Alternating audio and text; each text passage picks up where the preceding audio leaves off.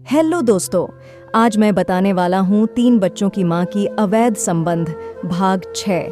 कहानी के पिछले भाग के अंत में आपको बताया था कि अशोक कविता से कहता है, ठीक है, इस रविवार को बुला लेते हैं, मैं उसे बता दूंगा। कहकर अशोक बाथरूम तरफ निकल जाता है। कविता को अब नीरज से दोस्ती बढ़ाने की चाहत मन में उठने लगी थी। आज की एक छोटी सी मुलाकात ने कविता के दिल में नीरज के लिए जगह बना ली। कहानी शुरू करने से पहले वीडियो को लाइक करें और हमारे चैनल को सब्सक्राइब करके घंटा को जरूर दबाएं। नीरज के साथ राहुल को हॉस्पिटल से दिखा आने के तीसरे दिन सुबह कविता अपने घर में आदत के अनुसार रोज सुबह 5 बजे उठकर घर के कामों में लग जाती थी। शादी के बाद से ही कविता के लिए यह एक रूटीन कार्यशैली बन गई थी, लेकिन आज 5 बजे की जगह 5:30 बजे उसकी नींद खुलती है। आधा घंटा लेट हो चुकी थी। वह हड़बड़ा कर उठती है, टाइम देखती है और बाथरूम की ओर चले जाती है। कविता को कल देर रात तक नींद नहीं आई थी। वह नीरज के बारे में ही सोचते सोचते देर से सोई थी।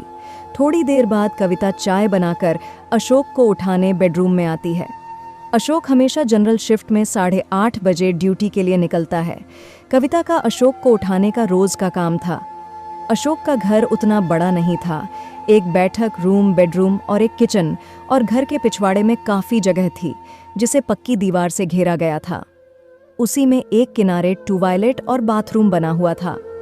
बेडरूम में 2 पलंगों को सटाकर रखा गया था जिसमें कविता और बच्चे सोया करते थे, और एक पलंग अलग से था जिसमें अशोक अकेला सोया करता था। रात में 5 एक ही कमरे में सोया करते थे। एक मीडियम मिडिल क्लास फैमिली का खुद का घर लगभग ऐसा ही होता है। ये घर अशोक के पिता ने बनाया था। कविता अशोक के लिए चाय लेकर आती है। उसे टेबल पर रखकर अशोक के कंधे को हिलाते हुए उठाती है। अशोक अंगड़ाई लेकर उठने लगता है।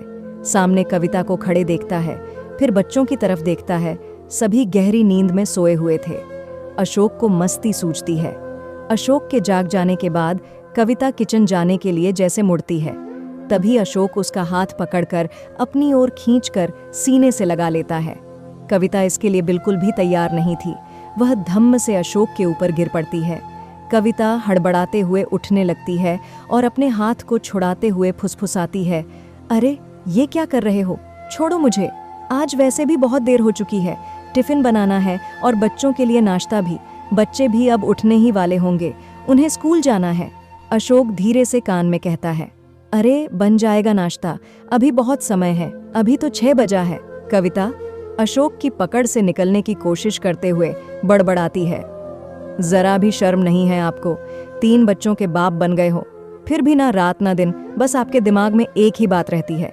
अशोक, इसमें क्या शर्माना, जवान हूँ, तू भी जवान है, जरूरत दोनों को है, बस 10 मिनट लगेगा। चल नीचे कुछ बिछा, 5 दिन का गैप हो गया है, वो भी तुम्हारे कारण।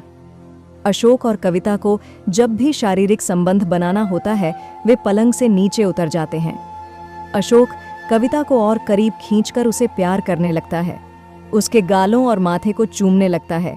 कविता चिढ़कर कहती है, महीना आ जाए तो उसके लिए भी मैं ही कारण हूं। तुम मर्द लोग भी ना, सब्र नाम की चीज नहीं है। छी, ई गंदा काम के लिए भी कोई दिन गिनता है। अशोक, अरे इसे गंदा काम बोलती है, ये काम ना होता तो तू माँ नहीं बन पाती। इसे अच्छा काम बोल, सृष्टि का निर्माण इसी से होता है। ये भी एक भूख है, 5 दिन खाना ना खाओ तो क्या होगा? कविता चिढ़ते हुए, भोजन से इसकी तुलना मत करो। अशोक, तुम लोग सोचते हो कि केवल मर्द को ही इच्छा रहती है, औरत को नहीं? उसे भी रहती पर बताती नहीं है। कहते हुए कविता को और जोर से आलिंगन करने लगता है। कविता बार बार छुड़ाने की कोशिश करती है, पर अशोक छोड़ने के बजाय अपना प्रयास जारी रखता है। कविता अंत में थक कर समर्पित भाव से कहती है, अच्छा छोड़ो, मैं नीचे कुछ बिछाती हूँ। अशोक, नहीं, तुम किचन में भाग जाओगी। कहते हुए कविता के बदन से खेलने लगता है। कविता गुस्से से, तुम भी गजब करते हो। कहते हुए कविता अपने आप को अशोक से दूर हटाने का प्रयास करने लगती है, पर उतने ताकत के साथ नहीं जैसे कुछ समय पहले विरोध कर रही थी। अशोक खुश होने लगता है कि कविता सरेंडर हो रही है, फिर भी अशोक प्रयासरत रहता है। जब उसे लगता है कविता तैयार हो चुकी है तब कहता है, अब चलो नीचे, भागना मत। अशोक अपनी पकड़ से कविता को फ्री कर देता है। वह बिस्तर से उठने लगती है। तभी राहुल के रोने की आवाज़ आती है और उसके रोने की आवाज़ के साथ ही शेखर भी करवट लेकर जागने लगता है। शेखर को जागते देख दोनों एक दूसरे से ऐसे अलग होते हैं जैसे दोनों को 440 वोल्ट का करंट लग गया हो। अशोक कविता को छोड़कर दूसरी ओर मुड़कर सोने की एक्टिंग करने लगता है। कविता मुस्कुराते हुए अपने कपड़े संभालकर राहुल के पास चली जाती है, राहुल को गोद में उठा लेती है और मुस्कुराते हुए अशोक को ठेंगा दिखाकर किचन में चली जाती है। अशोक एक प्यासे पंछी जैसा तड़प कर रह जाता है। वह अब उठकर चाय की चुस्कियां लेते हुए बैठक रूम में आ जाता है। उसे अचानक याद आता है और कविता को आवाज देते हुए कहता है, अरे सुनो, मैं बताना भूल गया, नीरज को मैंने कल के लिए इनवाइट कर दिया है। कल रविवार है, मैंने नीरज को पत्नी और बच्चों सहित आने को कह दिया है। अरे वाह, यह तो अच्छी बात है, कहते हुए कविता बैठक रूम में आ जाती है। अशोक, वो लोग शाम को आएंगे, रात को डिनर करके जाएंगे। कविता ये बात सुनकर मन ही मन खुश होते हुए कहती है, ठीक है, आने दीजिए। अशोक, तो कल मेहमानों के लिए क्या बनेगा? कविता, कल का मेनू आप डिसाइड कीजिए, आपका दोस्त है, उसकी पसंद नापसंद आपको मालूम होगी। अशोक, एक काम करना, चिकन बिरयानी उसे बहुत पसंद है। नीरज ने बताया कि सरोज नॉनवेज संडे को नहीं खाती है, उसके लिए वेज पुलाव बना देना, साथ में रायता, सलाद और गाजर का हलवा। हाँ ठीक है, डन, कहते हुए कविता मुड़ने को होती है।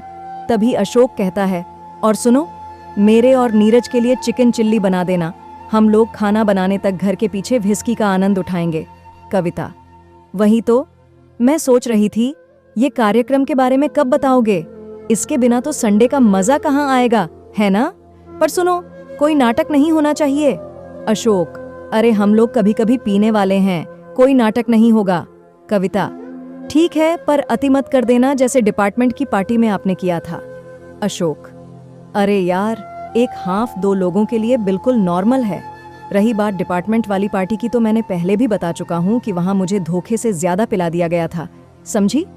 कविता मुंह बनाते हुए, मुझे मत समझाओ, मैंने कह दिया है सरोज के सामने मुझे कोई नाटक नहीं चाहिए। अशोक, अरे हाँ बाबा, कोई नाटक नहीं होगा, कहते हुए बाथरूम तरफ निकल जाता है। बच्चों के स्कूल निकल चले जाने के बाद अशोक भी तैयार होने लगता है। कविता, अशोक के लिए टिफिन तैयार कर लिया था। थोड़ी देर बाद अशोक भी नाश्ता करके ड्यूटी चला जाता है। कविता नीरज की यादों में खो जाती है। वह कल के बारे में सोचने लगती है। कल शाम को नीरज घर आने वाला है, यह सोच के मन ही मन खुश हो जाती है। अब कविता को कल का इंतजार रहता है, संडे है। कविता की अच्छी खुशहाल जिंदगी है, फिर भी अवैध संबंध का तड़का क्यों लगा रही है? इस कहानी का भाग 7 नेक्स्ट वीडियो में देखने को मिलेगा। दोस्तों, कृपया कमेंट करना ना भूलें और अगर आपने मुझे सब्सक्राइब नहीं किए हैं तो चैनल को सब्सक्राइब जरूर कर लें। धन्यवाद।